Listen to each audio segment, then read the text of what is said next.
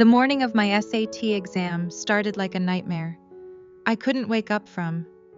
I had spent the last 6 months buried in textbooks, flashcards, and practice tests, staying up until 1:00 a.m. every night, skipping outings with friends, and turning down every invitation just to make sure I was ready.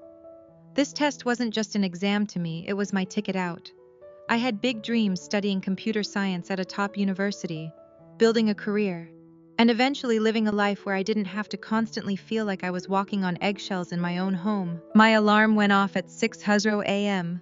I jumped out of bed, heart already racing with a mix of nerves and determination. I put on the cleanest, most comfortable clothes I had, packed my bag with my admission ticket, ID, pencils, calculator, and snacks, and headed to the kitchen for a quick breakfast.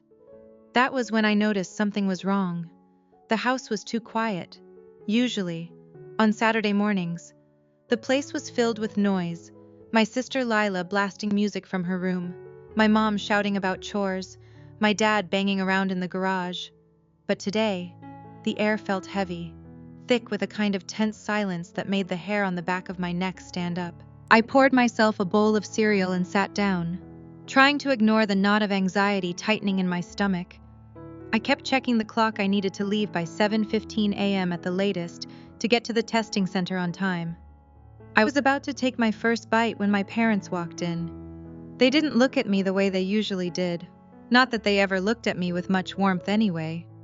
My mom's face was tight, her lips pressed into a thin, hard line, and my dad's jaw was set, his hands balled into fists at his sides. Behind them, Lila slunk into the room, her head down, her long dark hair falling over her face, hiding her expression. Even after 3 years, I still sometimes forgot she was adopted.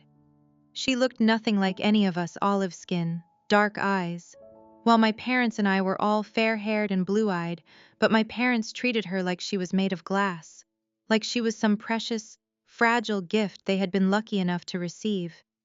Me, I was just the daughter they already had. The one who was expected to be perfect, quiet, grateful, and always, always second. "Sit down, Maya," my dad said, his voice sharp and cold, cutting through the quiet. "We need to talk. Now." I froze, the spoon halfway to my mouth. "Dad, I really can't. I have to leave soon." "The SAT," I said. "Sit down," he barked, slamming his hand on the table hard enough to make the cereal bowl rattle. I jumped, my heart hammering, and pulled my chair back, sitting straight, my hands folded tightly in my lap.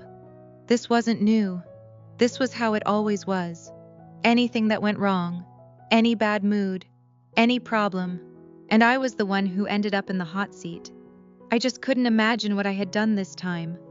I had been studying for weeks, barely speaking to anyone, barely leaving my room. I hadn't broken anything, hadn't argued, hadn't even asked for anything. My mom pulled an envelope out of her pocket and threw it onto the table in front of me. It was thick, sealed, the kind we kept in the drawer in the living room, the emergency fund, the money my parents saved for bills, for repairs, for emergencies. I knew exactly how much was in there. I had heard them talking about it enough times. $4,000, cash. "This was in the drawer last night," my mom said, her voice trembling with anger. "And now it's gone. Every single dollar. $4,000. Maya, gone." I stared at the empty envelope, my mind racing, confused and scared. "Mom, I don't understand. Why are you showing this to me? I didn't take it. I haven't even been near that drawer in weeks. You know I've been studying." "Don't lie to us," my dad shouted, leaning forward, his face red with rage. "We are sick of your lies. We know it was you. Who else would it be? Lila would never do something like that. She is a good girl. She is grateful. She knows what it means to have a home, to have a family. But you are selfish. You are greedy. You always want more, more, more. You think we don't see it. You think we don't know how ungrateful you are." I looked from my dad to my mom, to Lila standing silently in the corner, her shoulders shaking like she was crying. Though I couldn't see her face, the truth hit me like a punch to the gut. They already decided. They didn't care about evidence. They didn't care about facts. They didn't care that I had never taken anything that wasn't mine in my entire life. They had already chosen who was guilty. And it wasn't her. It was never her. Dad, please, I begged, my voice cracking. I swear to you, I didn't take it. I have no reason to take it. I have everything I need. And today is the SAT. I've worked so hard for this. I need to go. Please, just ask Lila. Ask her if she saw anything. Ask her. Lila lifted her head just enough for me to see her face. Her eyes were red, tears streaming down her cheeks, looking so innocent, so hurt, so terrified. She looked at me, then at my parents, and whispered, so softly I almost didn't hear it. I saw her. Last night, around midnight. She was in the living room. She had the envelope in her hand. I didn't want to say anything. I didn't want to get her in trouble. I thought maybe she was just moving it, or something. Her voice trailed off, and she buried her face in her hands, sobbing loudly. The betrayal hit me harder than any blow ever could. She lied. She lied right to my face, right in front of our parents. And they believed her. Of course they believed her. She was the golden child, the perfect daughter, the one they treated like she could do no wrong. I was the troublemaker, the disappointment, the one they were always waiting to mess up. You see, my mom said, her voice dripping with disgust.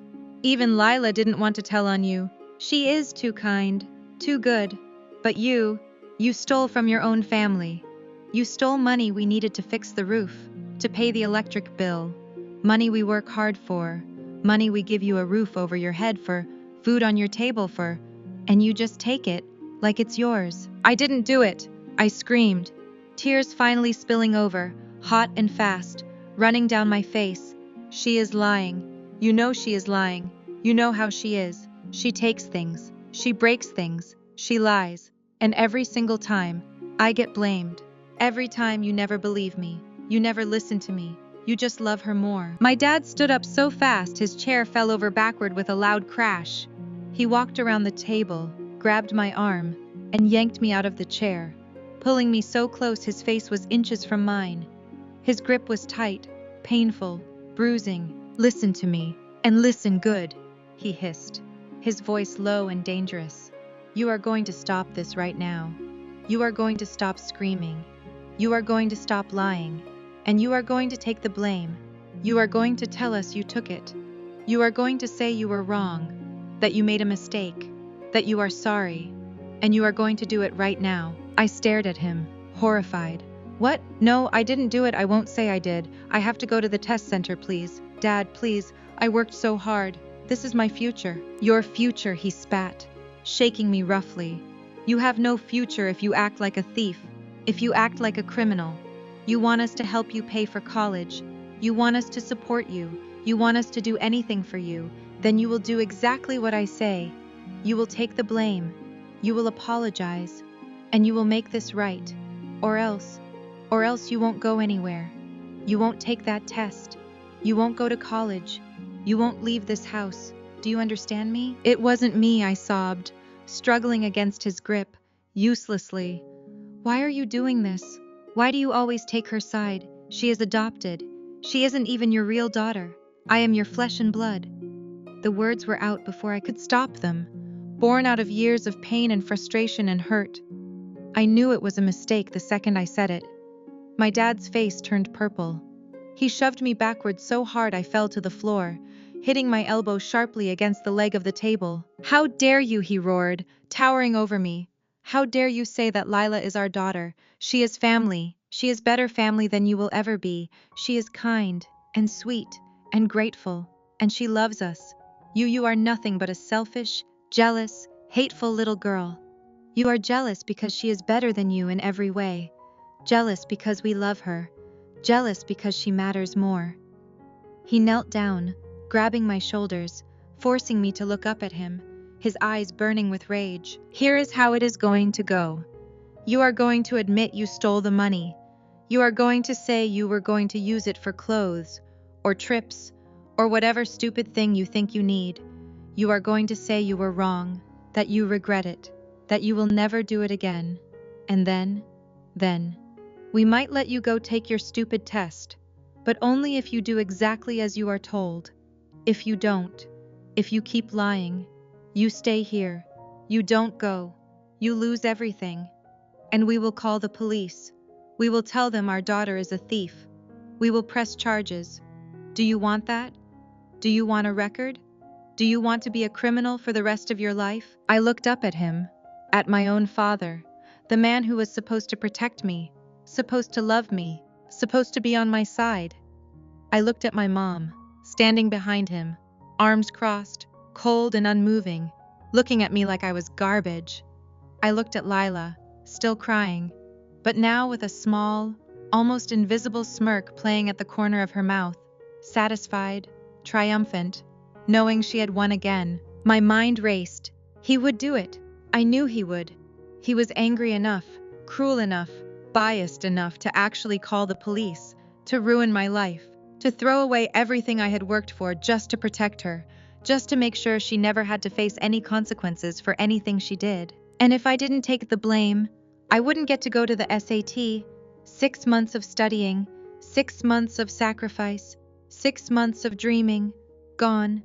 Just like that. This was the only date for months. If I missed it, I would have to wait, and my college applications would be late. My chances would be ruined. My dreams would die right here, in this kitchen, because of a lie my sister told and my parents chose to believe. I looked at the clock, 7:05 a.m. I had 10 minutes to decide, 10 minutes to choose between my pride, my truth, my innocence, and my entire future. Please, I whispered, broken, defeated, tears streaming down my face. Please don't make me do this. I didn't do it. My dad stood up, crossed his arms, and looked at me with cold, hard eyes. Your choice, Maya.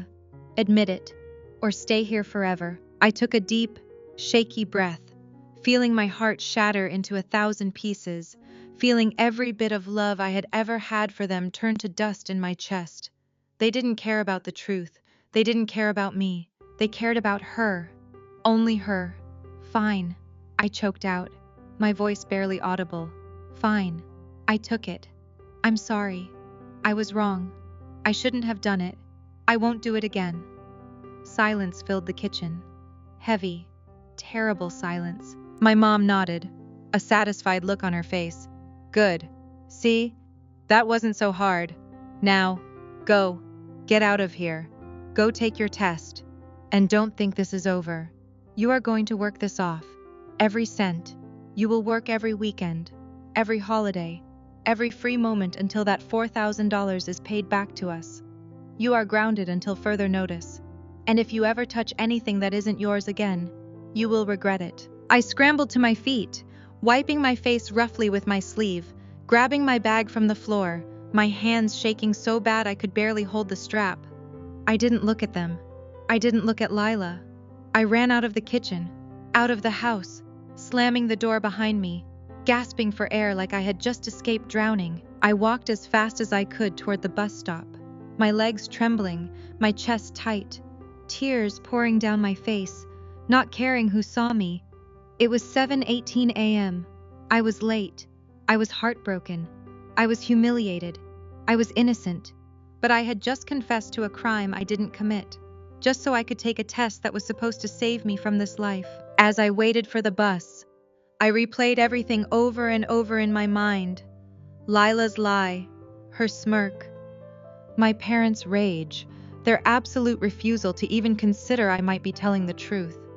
The way they called her their daughter, better than me, more important than me. The way they threatened to ruin my life just to protect hers. It wasn't the first time. It had been like this ever since they brought her home 3 years ago, when she was 15 and I was 14. At first, I had been excited. I had wanted a sister so bad. I had tried so hard to be nice, to be friends, to help her settle in. But from day one, she hated me. She hated that I was here first. She hated that I was their real child. She hated that I had a history with them, a bond she could never have. And she started doing things, small things at first, breaking my things and saying I did it. hiding my homework and saying I lost it, telling my parents I said mean things about them, that I was rude, that I was spoiled. And every single time, they believed her. They never questioned her. They never checked the facts. They just punished me, yelled at me, told me to be nicer, to be more understanding, to be a better sister. Over time, it got worse. She started stealing money from my wallet, jewelry from my room, clothes, books, anything she wanted. And every time, it was me. I was the one who lost it. I was the one who misplaced it. I was the one who was careless or greedy or lying. My parents treated her like she was fragile, like she had been through so much in her life before coming here that she couldn't possibly be responsible for anything bad. She was a victim. She was special. I was just ordinary. I was just expected to be perfect. And today was the worst of it. $4,000, a fortune to us. And I had just taken the blame. I had just agreed to work it off, to be grounded, to carry the label of thief, all so I could walk out that door. The bus pulled up. I got on, paid my fare, and sank into a seat at the back, staring out the window at the passing houses, the trees, the bright morning sky that mocked my misery. I wiped my face again, took deep breaths, tried to calm down, tried to pull myself together. I had to take this test. I had to do well. This was the only way out. This was the only way I could ever get away from them, away from her, away from this house where I was always the villain and she was always the hero. But as I sat there, my mind racing, my heart aching, a terrible thought began to form in my head. They won't let me go. Even if I get into college, they won't let me leave. They will find a way to keep me here. They need me here. They need someone to blame. They need someone to be the bad guy so Lila can be perfect. And then, another thought, darker, colder, more terrifying. What if she never stole the money at all? What if there never was any missing money? What if they made the whole thing up, just to test me, just to force me to admit to something, just to prove I was the bad one? No, that couldn't be. I had seen the envelope. I knew they kept the money there. But did they really? Or was it just empty all along? I arrived at the testing center at 7:45 a.m., 15 minutes late, my face still blotchy and red, my eyes swollen, my hands shaking uncontrollably. I walked to the desk, showed my ID, got my room assignment, and walked slowly down the long hallway to the classroom where I would spend the next 4 hours trying to save my future. As I sat down at the desk, pulling out my pencils and calculator, I looked around at the other students. They were all calm, confident, smiling with their parents or friends, excited about the future. I was the only one sitting alone, looking like I had been through a war. I closed my eyes for a second, taking a deep breath, trying to push away the memory of my dad's face, of Lila's lie, of the words I had been forced to say. I didn't do it. I am innocent. I am good. But deep down, I felt dirty. I felt broken. I felt like I had lost a part of myself the moment I said those words. I had let them define me. I had let them make me the thief. I had let them win. And as the proctor walked to the front of the room, holding the test booklets, about to begin, I made a promise to myself. I will do well on this test. I will get into the best college I can. I will work hard. I will make money. I will get out. And one day soon, I will find out the truth. I will find out exactly what happened to that $4,000. I will prove that Lila is a liar and a thief. And I will make my parents see exactly what they did, exactly who they chose over their own flesh and blood, and exactly how much they lost when they decided she was worth more than me. But I had no idea then, no idea at all, that this was just the beginning, that the truth was far worse than I could ever imagine, that the theft, the lie, the forced confession wasn't just about money or favoritism. It was about something much bigger, much darker, something they had been hiding from me for years, something that would destroy everything I ever thought I knew about my family, about Lila, and about myself. And I certainly didn't know that while I was sitting there, trying to focus on algebra and reading comprehension. Lila and my parents were sitting at the kitchen table, counting that exact $4,000, smiling, celebrating, already planning the next thing they would take from me, the next thing they would make me give up. Because for them, this wasn't just a theft, it was a game, and I was always the loser. The 4 hours of the SAT exam were the longest, hardest, and most painful hours of my life on the surface. I was filling in bubbles, solving equations, analyzing passages, writing an essay about truth and justice and loyalty, topics that hit way too close to home. But underneath, my mind was running a million miles an hour, replaying every moment from that morning, every word spoken, every expression on their faces, every lie told and forced to be told. I tried so hard to focus. I had studied for months. I knew this material. I was good at math, great at reading, excellent at writing. But every time I looked down at the paper, all I could see was the empty envelope on the kitchen table. Every time I picked up my pencil, I felt my dad's hand gripping my arm, shaking me, threatening me. Every time I tried to read a sentence, I heard Lila's soft voice lying, saying she saw me, saying I was the thief.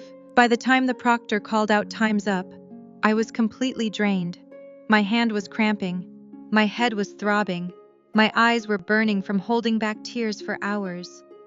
I handed in my test booklet, gathered my things, and walked out of the room, out of the building, into the bright afternoon sunshine, feeling empty and numb. I had done the best I could. I knew I had, but I also knew it wasn't my best. I had been distracted, upset, heartbroken. I probably made mistakes. I probably got things wrong. And all because of them. All because they couldn't just let me have this one thing. I walked home slowly, dragging my feet, dreading going back, dreading seeing their faces, dreading the punishment I had agreed to, dreading living in the house with the thief and the people who protected her. When I finally opened the front door, the house was different. It was loud again. Music was playing from the living room. Laughter. My parents were laughing. Lila was laughing. It sounded like a party, like a celebration.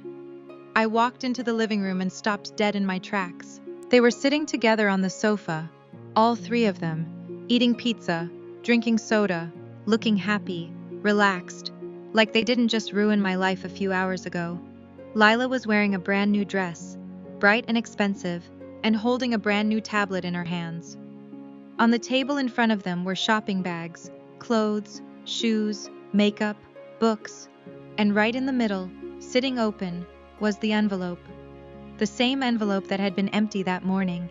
It was now half full, stuffed with receipts and leftover cash. It hit me then, harder than anything ever had. There was no missing money. There was no theft. There never had been. They had taken it. They had spent it. Together. They had made up the whole story.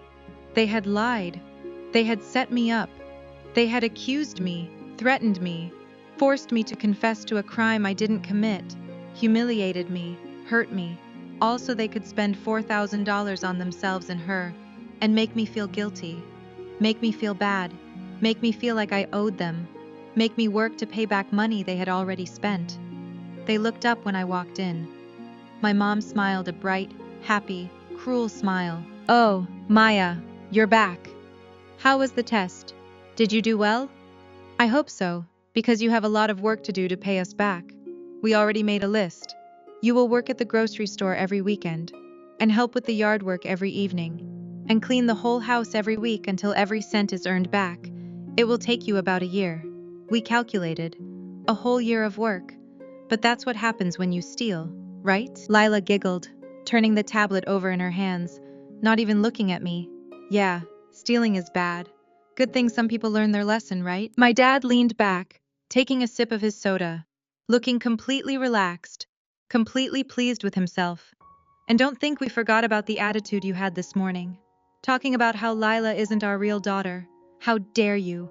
You are grounded for 2 months. No phone, no internet, no going out, no friends. You stay in your room or work. That's it." I stood there, frozen, staring at them, at the bags, at the dress, at the tablet, at the receipts for hundreds and hundreds of dollars, realizing exactly what had happened, realizing that it wasn't about Lila stealing. It wasn't about them believing her over me. It was about them using her. It was about them needing a reason to control me, to punish me, to make me work for free, to make me feel small and guilty and wrong, so they could do whatever they wanted with their money and their lives without me ever questioning or complaining. And Lila wasn't just a liar. She was their partner, their accomplice. The three of them were in this together, against me. You spent it, I said, my voice so quiet they almost didn't hear it. You spent the $4,000. On her, on yourselves, and you made me take the blame. You made me say I stole it. You threatened me with the police, with ruining my life, just so you could get me to say it. There was never any theft, was there? My mom's smile faded. My dad's face hardened. Lila stopped giggling. Watch your mouth, Maya, my dad warned, his voice turning dangerous again. You confessed. You apologized. You admitted you did it. Don't start lying again now that you think you're safe. I confessed because you forced me. I shouted, all the pain, all the anger, all the betrayal finally exploding out of me. I confessed because you said I wouldn't get to take the test if I didn't. I confessed because you threatened to call the police and send me to jail. I confessed because you are terrible parents, because you hate me, because you love her more than me, because you are thieves and liars and monsters. I pointed at the shopping bags, at the tablet, at the dress. You spent it. I see it. Everyone can see it. You took that money and you bought everything for her. You made up the story. You made her lie. You made me the bad guy, just so you could feel good about yourselves, just so you could treat me like a slave. I hate you. I hate all of you. And I'm not doing it. I'm not paying you back. I'm not working for you. I'm not staying quiet anymore. My dad stood up, his face red, his eyes blazing with rage. He stepped toward me, hand raised like he was going to hit me, something he had never done before, though he had come close so many times. How dare you speak to us like that? After everything we have done for you, everything we have given you, a roof, food, education, and this is how you repay us, with lies and insults and disrespect. You are ungrateful. You are wicked. You are exactly what we always thought you were. All you have given me is pain, I screamed back, standing my ground, not moving, not afraid anymore, because I had nothing left to lose. All you have ever done is compare me to her, punish me for things I didn't do, make me feel like I don't belong, like I'm not enough, like I'm nothing. You treat her like a princess, and me like garbage, and I finally know why. I finally understand. I looked from him to my mom, seeing the fear flash in their eyes, seeing the way they exchanged a quick, nervous look between them. It's not just that you love her more, I said, my voice shaking, tears streaming down my face again, but this time not from sadness, from pure, burning anger.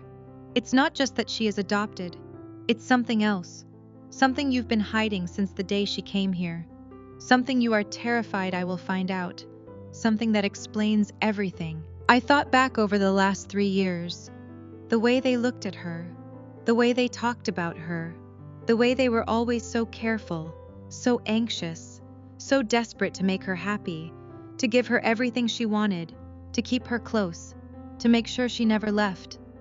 The way they treated me like I was the outsider, the intruder, the one who didn't belong. And then, it hit me, a memory from years ago, from before Lila came.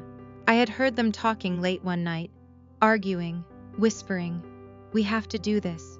We promised. We have to take her in. We have to treat her like our own. It's the only way to make it right. It's the only way to pay back what we did." At the time, I didn't understand. I thought they meant adoption. I thought they meant charity. But now I realized, you didn't adopt her because you wanted to, I said slowly, staring at my parents, watching their faces go pale, watching Lila sit up straight, watching her eyes go wide and terrified. You took her in because you had to, because you owed someone, or something, because you did something bad, something terrible, something that hurt her or her family. And you are paying for it now. You are buying her happiness, buying her silence, buying her loyalty, because you are guilty, because you are scared. My dad opened his mouth to speak, to deny it, to yell. But I kept going, faster and faster, putting all the pieces together. And me, I was just the extra, the daughter you already had, the one who didn't matter, the one you could sacrifice, use, hurt, punish, just to make sure she was okay, just to make sure she never complained, never told anyone, never left. You made me the bad guy so she could be good. You made me the thief so she could be perfect. You made me the disappointment so she could be the pride and joy. You traded me for her. You traded your own daughter for a secret you are trying to hide. Lila stood up suddenly, dropping the tablet onto the sofa, her hands shaking, tears spilling from her eyes, real tears this time, not fake ones. "Stop it," she screamed, her voice high and terrified. "Stop saying that you don't know anything, you don't understand. They are good to me. They love me. They treat me like a princess because I deserve it, because I'm better than you, because you are mean and jealous and bad." She turned to my parents, grabbing my mom's arm, shaking her. Tell her she's lying. Tell her I'm yours. Tell her you love me because I'm good." My mom pulled her arm away gently, looking at Lila with a look I had never seen before, not love, not pride, but fear, and sadness, and exhaustion. She looked at my dad, and for a long, terrible moment, no one spoke. The silence stretched out, heavy and suffocating, filled with all the secrets, all the lies, all the pain of the last 3 years. Finally, my dad sat down heavily on the sofa, burying his face in his hands, his shoulders shaking. He looked old, tired, defeated. "Sit down, Maya," he said, his voice rough and broken, completely different from the angry, shouting voice from before. "Sit down. We need to tell you everything before you guess it all and make it worse." I hesitated, then walked slowly to the chair opposite them, sitting on the edge, my heart pounding so hard I thought it would burst. My dad looked up at me, his eyes red and wet, filled with regret and pain. "You're right," he said quietly. "Everything you said. You're right. We didn't adopt Lila because we wanted to. We didn't take her in out of kindness or charity. We took her in because we had to, because we owed her. We owed her everything." He paused, taking a deep, shaky breath. 12 years ago, before you were born, we were driving, your mom and I. We were coming home late one night. It was raining, just like the night Daniel died in your story. We were arguing. We were distracted. We weren't paying attention. And we hit someone, a woman, a young woman, walking along the side of the road. We hit her. Maya. We didn't stop. We panicked. We drove away. We left her there, bleeding, dying. My hand flew to my mouth, horror flooding through me. "She died," my mom whispered, sobbing softly, her face in her hands. "She died right there on the side of the road, and we got away with it. The police never found out. No one ever knew it was us. But she had a daughter, a 3-year-old little girl, Lila. She was waiting for her mom at home, alone, and she grew up in foster care, moving from house to house, no one wanting her, no one loving her, because of us, because of what we did." My dad wiped his eyes, his voice cracking. "We found out about her years later. We tracked her down. We watched her life. We saw how hard it was. We felt so guilty, so terrible. Every day, every night. We thought about it. We thought about her, about what we took from her, about the life she should have had. And we decided we had to make it right. We had to take her in. We had to give her everything she lost, everything we stole from her. A home, a family, love, happiness, everything." He looked at me, straight at me, with tears streaming down his face.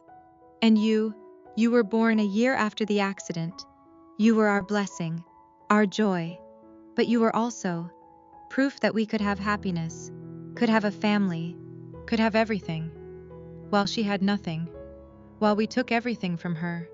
And every time we looked at you, we saw what we had. And every time we looked at her, we saw what we destroyed. We saw the life we ruined. We saw the pain we caused. So we gave her everything. My mom continued, her voice hollow and sad. We gave her love, attention, gifts, money, anything she wanted, anything she asked for. We wanted to make up for it. We wanted to buy her happiness. We wanted to make sure she never felt sad, or poor, or unloved, or abandoned ever again. We let her do anything. We let her say anything. We let her get away with everything. Because we owed her. We owed her our lives. And me, I whispered, my voice trembling, hurt deeper than I had ever felt in my life. What about me, your real daughter? What did I do? Why did you treat me like I was nothing, like I was the problem? Because, my dad said, looking away, unable to meet my eyes. Because every good thing we gave you, every nice thing we said to you, every moment we loved you, it felt like betrayal. It felt like we were choosing you over her. It felt like we were loving the child we had, while the child we destroyed suffered. We couldn't do it. We couldn't love you fully, openly, happily, because it felt wrong. It felt like we were rewarding ourselves for what we did. And Lila, she knew. She didn't remember the accident. She never knew the truth. But she knew she had power over us. She knew we were guilty. She knew we would do anything for her. And she hated you. She hated that you were ours by right. She hated that you were born into love while she was born into loss. She wanted everything you had. She wanted your room, your clothes, your parents' attention, your future, your happiness. And we let her take it. We gave it to her. We let her lie about you. We let her steal from you. We let her hurt you. Because we thought, if we give her everything, if we make her happy, if we make her feel like she is the most important person in the world, maybe the guilt will go away. Maybe we can forgive ourselves. I looked at me then, broken, defeated, ashamed. This morning, the money, the sati, the theft. It was her idea. She wanted a new tablet. She wanted clothes. She wanted to go on a trip with her friends. And she said, make Maya pay for it. Make Maya say she stole it. Make Maya work for it. She doesn't deserve anything anyway. She has everything already. And we agreed. We went along with it. We made up the story. We threatened you. We forced you to confess. Because we were so scared of losing her. So scared she would realize something was wrong. So scared she would leave. So scared of the truth coming out. Silence filled the room again. But this time, it wasn't heavy with lies or anger. It was heavy with truth, with pain, with the terrible reality of everything I had suffered, everything I had lost, everything I had been through, all because of a secret, a mistake, a crime they had committed years before I was even born. I looked at Lila. She was sitting on the edge of the sofa, crying, looking small and broken and angry. She knew. She didn't know exactly what they had done, but she knew she had power. She knew they were scared. She knew she could take whatever she wanted, hurt whoever she wanted, do whatever she wanted, and they would let her. She was a victim, yes, but she was also a bully, a thief, a liar, and she had spent 3 years destroying my life just because she could. I looked at my parents. I hated them. I loved them. I felt sorry for them. I was disgusted by them.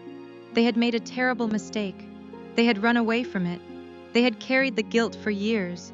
They had tried to fix it in the worst possible way imaginable by destroying their own daughter to make up for hurting someone else. And I looked at myself, at the girl who had studied for months, worked hard, dreamed big, just to get out. The girl who had been blamed for everything, punished for everything, hurt every day, just so someone else could feel special. The girl who had finally found out the truth, even though it broke her heart into pieces. I stood up slowly, wiping my face, standing tall, strong, exactly like I had been when I walked out the door that morning. You hurt her, I said softly, looking at my parents. You hurt her family. You made a terrible mistake, and you should have paid for it. You should have turned yourselves in. You should have faced the consequences. You should have helped her the right way legally, honestly, openly. But instead, you ran, you hid, and you hurt me. You hurt me worse than you ever hurt her. You destroyed my life. You made me suffer. You made me the victim. And for what? For nothing. She isn't happy. She isn't healed. She is bitter and cruel and spoiled and angry. And I am broken. I don't trust you. I don't love you. I don't even know you anymore. I grabbed my bag from the floor, the bag with my SAT admission ticket, my ID, my pencils, my life inside it.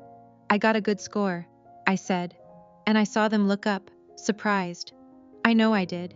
Even after everything, even after you broke me this morning, I studied too hard. I worked too hard. I'm smart. I'm capable. I'm good. And I'm getting out. I looked at Lila one last time. You wanted everything I had. You wanted my parents, my life, my happiness. You can have them. You deserve each other. Liars, thieves, guilty people. People who use others to make themselves feel better.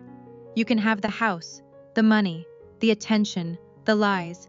I don't want any of it. I never wanted it. I just wanted to be loved. I just wanted to be treated like family. I turned to the door, hand on the knob, ready to leave, ready to walk out and never come back. I'm going to college, I said, my voice clear and steady, strong and unbreakable. I'm going to get scholarships. I'm going to work. I'm going to build a life that is honest and good and full of real love. And I'm never coming back here. You can keep your secrets. You can keep your guilt. You can keep your lies. But remember this, every time you look at each other, every time you give her something, every time you feel like you are doing the right thing, remember me. Remember what you did to me. Remember that you sacrificed your own child to pay for a mistake you made long ago. And remember, love isn't about buying happiness. It's about telling the truth. It's about protecting the people you are supposed to love. It's about doing what is right. And you never did any of that. I opened the door and stepped out into the cool afternoon air, into the freedom, into my future.